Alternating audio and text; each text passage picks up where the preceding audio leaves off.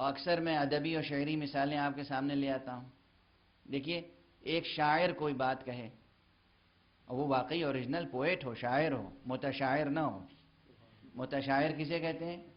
متشاعر اسے کہتے ہیں کہ جس نے قافیے چن لیے اور قافیے گنگنا کے انہیں باندھ رہا ہے، قافیے ردیف کی بندش کر رہا ہے. وہ شاعر نہیں ہوتا، وہ متشاعر ہوتا ہے. موضوع تباہ ہونا تو بہت معمولی بات ہے، موضوع تباہ ہونا ایک الگ مسئلہ ہے. اوریجنل پوئٹ وہ ہوتا ہے جو قافیے کے پیچھے نہیں بھاگتا، قافیے اس کے پیچھے بھاگتے ہیں. ایک وہ ہے جو قافیہ سوچ سوچ کے شعر کہتا ہے، ایک وہ ہے جو سوچ لیتا ہے تو قافیے ہاتھ جوڑ کے اس کے سامنے آ جاتے ہیں. بڑے شعراء کے لیے کہا جاتا ہے نا کہ بھائی میر انیس علیہ الرحمہ کی یہ شان تھی کہ الفاظ ان کے سامنے، ڈکشنریاں ان کے سامنے دست بستہ موجود ہوتی تھی، یعنی اتنی قدرت تھی زبان پر. ٹھیک ہے نا؟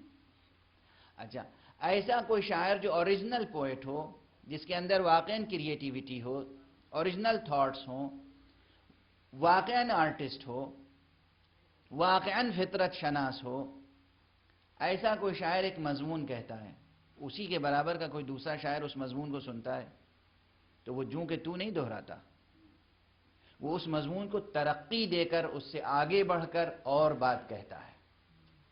یعنی اساس وہی ہے مگر بات اس سے بڑھ کر کہتا ہے، یا اس سے ذرا مختلف ضرور ہوتی ہے، کچھ نہ کچھ زاویہ بدل ضرور جاتا ہے. یہی بات ہے، یہی سبب ہے کہ دنیا بھر کے سینکڑوں شعراء کو پڑھ لیجئے آپ، ہر شاعر کے ہاں وہی مضمون آئے گا مگر ایک تازگی محسوس ہوگی.